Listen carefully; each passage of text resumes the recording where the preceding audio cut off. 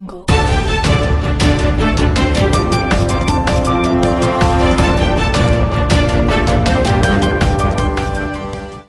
સ્મૃતિ મંદિર પાસે ઘોડાસર અમદાવાદમાં કોષ્ટી સમાજ દ્વારા 26મો સમૂહ લગ્ન સમારોહ સુંદર રીતે યોજાયો હતો.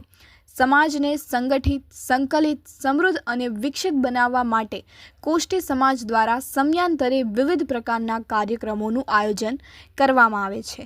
આ અંતર્ગત આજે આ 26મો સમૂહ લગ્ન મહોત્સવ ઉજવવામાં આવ્યો, જે અંતર્ગત 7 યુગલોએ પ્રણય સૂત્ર બંધન બંધાઈને પોતાના લગ્ન જીવનની સફર શરૂ કરી. આ સફળ કાર્યક્રમનું આયોજન કોષ્ટી સમાજના પ્રમુખ ચંદ્રપ્રકાશ હીરાલાલ કોષ્ટી અને અન્ય ટ્રસ્ટીઓ અને સમાજના આગેવાનો દ્વારા સમાજના તમામ લોકોના સમર્થન અને સહયોગથી કરવામાં આવ્યું હતું.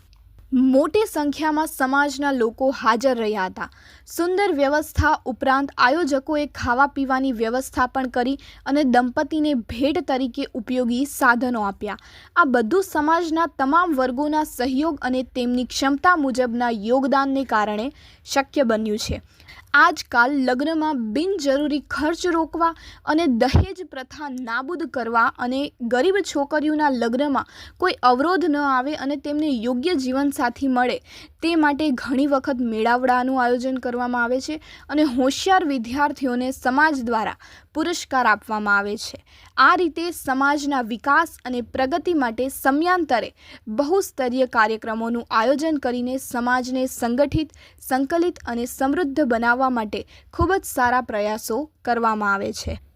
આવનારા સમયમાં સમાજના વિવિધ કાર્યોનો લાભ સમાજના તમામ લોકોને મળે તે સુનિશ્ચિત કરવા માટે સમાજ હંમેશા તૈયાર રહેશે અને ભવિષ્યમાં પણ દરેક વ્યક્તિ આ જ રીતે સહયોગ અને સમર્થન આપતા રહેશે તેવી અપેક્ષા સાથે બધા ટ્રસ્ટીઓ અને કાર્યકરો હંમેશા સમાજની સેવા કરવા તૈયાર હોય છે. નમસ્કાર મિત્રો, હું મુકેશ વર્મા. આપ જોઈ રહ્યા છો બંદે સમાચાર. આજે કોષ્ટી સમાજ દ્વારા સમૂહ લગ્ન રાખવામાં આવેલું છે, તો ત્યાંના આયોજકને આપણે પૂછી શું કહેવા માંગે છે. કોષ્ટી સમાજ અમદાવાદનું આ 26મો આદર્શ સામૂહિક વિવાહ કાર્યક્રમ છે, જેમાં 7 કપલે ભાગ લીધેલો છે. આ સમૂહ લગ્નમાં તમારે કેવા પ્રકારની સહાય કરવામાં આવે? અમારા જ્ઞાતિ તરફથી સમૂહ લગ્નમાં રોકડ દાન આવે છે. જે રોકડ દાન ના આપતા હોય તે લોકો ખાદ્ય સામગ્રીનું પણ દાન આપે છે અને રોકડ રકમનું દાન પણ આવે છે અને તો જે ભેટ છે એ પણ આપવામાં આવે છે. આમાં એમ જોવા જઈએ તો કોષ્ટી સમાજ એ દહેજ વિહીન સમાજ છે, પણ સ્વેચ્છાએ સમાજના કોઈ પણ વ્યક્તિ, પ્રતિષ્ઠિત વ્યક્તિ, કોઈ પણ દીકરીને કોઈ પણ પ્રકારની ચીજ વસ્તુ આપવા માંગતા હોય તો સ્વેચ્છાએ આપી શકે છે. આ સમૂહ લગ્નમાં થોડી લોકોને અવ્યવસ્થા પડી છે, તો તમે શું કહેશો? અત્યાર સુધી આ મેદાન અમારા સમૂહ લગ્ન માટે આદર્શ હતું, પણ હવે જે વસ્તી વધારો થયો છે અને માણસોની જે વસ્તી, લોકોને સહકાર, સાથ સહકાર વધારે મળવાથી લોકો જે વધારે પ્રમાણમાં આવ્યા છે, એટલે આગામી સમૂહ લગ્ન અમે મોટી કોઈ જગ્યામાં, નાનથી મોટી વિશાળ જગ્યામાં કરવાનો અમારો આદર્શ ઇરાદો છે. આ સમૂહ લગ્નમાં કોષ્ટી સમાજના લોકોએ સારી રીતે સહકાર આપ્યો છે, તે બાબતે તમે શું કહેશો? અમારા કોષ્ટી સમાજમાં અત્યાર સુધીનું એવું છે રહ્યું છે કે ક્યારે પણ ઝઘડા કે કંઈ થતું નથી.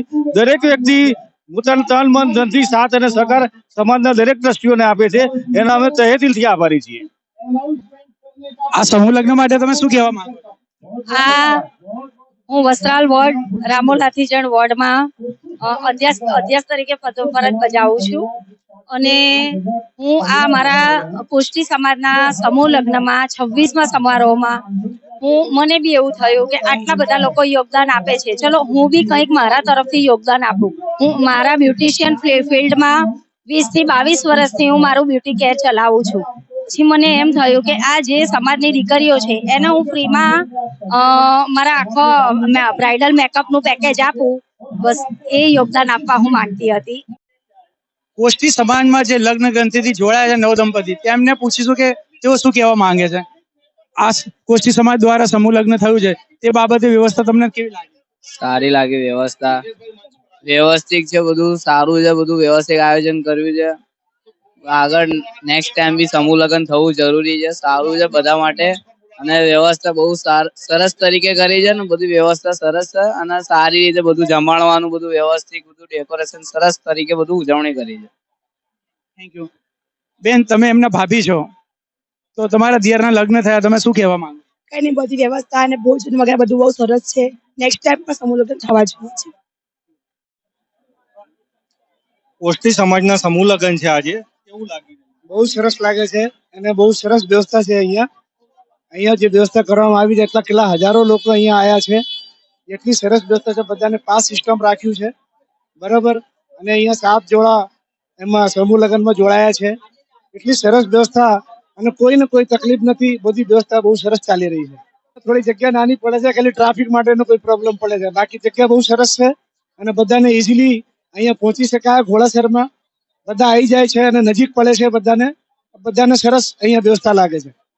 લોકો જોડાયા છે, એમાં કયા પ્રકારનું તમે સહાય આપો? અમે લોકોને સ્વયંસેવક થી બી સહાય માંગીએ છીએ કે જોડા પ્રમાણે ઘર દીઠ બી એ લોકોએ અમને સ્વયંસેવકો મોકલ્યા છે, એટલે અમારી વ્યવસ્થામાં સુધારો થાય છે અને આવતા વર્ષે હજુ સ્વયંસેવકો લેવામાં આવશે તો આની વ્યવસ્થા આના કરતા સારી થશે એવી અમારી અપેક્ષા છે. અને સુધારો કરીને નેક્સ્ટ ટાઈમ મોટી જગ્યામાં આયોજન કરીશું, તાકી આ ભીડભાડ જે થોડી જે થયું છે એની જોડે સારું. આ લોકોને આવા જવામાં એક જ રસ્તો રાખેલો છે, ઇન અને આઉટ માટે અલગ અલગ રાખવું જોઈએ, એ બાબતે તમે શું કહેશો? ના, અમે ઇન આઉટ જ રાખ્યું છે ખાલી, અને જમણવારમાં બી છે અને ખાલી લગન ગાળામાં ઇન છે. આવતા વર્ષે આઉટ બી રાખીશું. Thank you. આવી સાચી અને સચોટ માહિતી મેળવવા માટે આપ જોતા રહો વંદે સમાચાર. ચેનલને લાઈક કરો, શેર કરો અને સબસ્ક્રાઇબ કરો.